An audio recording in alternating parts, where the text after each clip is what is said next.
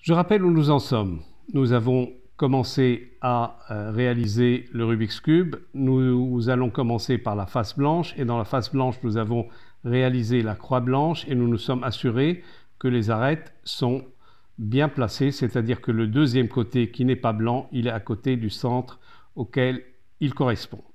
Donc nos arêtes sont bien placées. Maintenant, il faut placer les coins. Et on va essayer du premier coup de placer les coins à leur place définitive et à la place qu'ils vont occuper à la réalisation du cube. Comme vous le savez, chaque coin a une place et une seule.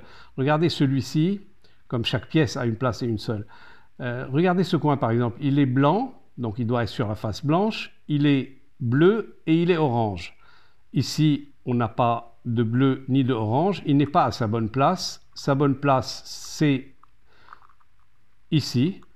Regardez, il y a du bleu, de l'orange et du blanc. Il est au coin qui relie les trois couleurs et les trois faces, blanc, bleu et orange. Il doit être ici, donc il faudra à un moment donné le ramener là.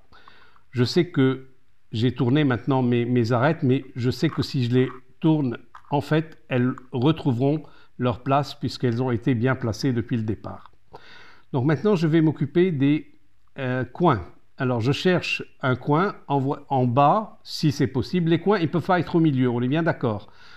À la couronne du milieu, il n'y a pas de coin. Il n'y a que des arêtes et des centres. Donc, le coin, il est ou en haut ou en bas. J'essaie d'en trouver un en bas. Je trouve celui-ci. Je regarde sa deuxième couleur. Sa deuxième couleur visible. Il a une couleur, si je place le blanc en haut, il y a une couleur qui n'est pas visible. La couleur visible, c'est le blanc et le orange. Je vais mettre l'orange sur son centre. Voilà, je tourne. Le centre orange est à côté de la couleur visible et de l'autre côté, je vois du vert. Ça veut dire quoi? Ça veut dire que en bas, la couleur que je ne vois pas, est bien la couleur verte. Et si vous voulez le vérifier, voici. Ça veut dire que ce coin, il doit être ici, entre orange, vert et blanc. Eh bien, à ce moment-là, je regarde le blanc. Une fois que je l'ai mis en dessous de sa place, que j'ai mis le côté visible, le deuxième côté visible à côté de son centre, je regarde le blanc. Si ce blanc est à ma gauche, je vais le pousser à ma droite pour venir le chercher pour la raison qu'on a dite tout à l'heure, c'est-à-dire que si je le monte comme ça, c'est vrai qu'il est à sa place, que les bonnes couleurs ici correspondent, mais j'aurais enlevé l'arête qui est ici et qui était aussi à sa bonne place. Donc, je ne peux pas le faire comme ça.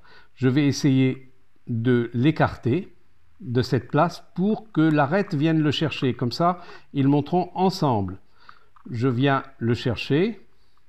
Il est à gauche, je l'écarte à droite. Je viens le chercher, je le remets ici et je monte je le remonte avec l'arête et comme ça, ils retrouveront tous les deux leur place définitive.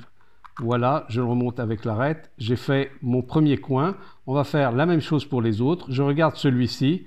Il est blanc et rouge. Je place le rouge sur le rouge. Voilà. Et quelle doit être la couleur du bas? C'est bien la couleur bleue. Vous le verrez quand on sera ici. Je regarde le blanc. Le blanc est à ma gauche. Je le pousse à ma droite. Je viens le chercher. Je le remets en dessous de sa place et je le remonte. Voilà, c'est bien le bleu qui est ici et le rouge est bien là. J'en cherche un encore. Voilà, il y en a un qui est ici, qui est pas bien. Si celui-ci est bien placé, il est à sa place. Où sont les autres? Voilà, ici j'en ai un. Il est déjà sur le rouge. Je regarde le blanc, il doit être ici. Le blanc est à ma droite. Je le tourne à ma gauche. Je viens le chercher. Et vous allez voir que sa troisième couleur est nécessairement le vert. Et voilà, la troisième couleur, c'est le vert. Et il est à sa place. Le dernier coin, je le cherche. Il est où le dernier coin? Ah, il est en bas.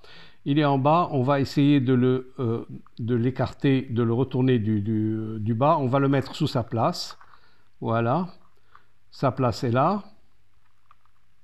Pour l'enlever du côté bas, je tourne et je le retrouve ici. Pour pouvoir remettre ces deux blancs à leur place en haut, j'écarte celui-ci, je les remets en place.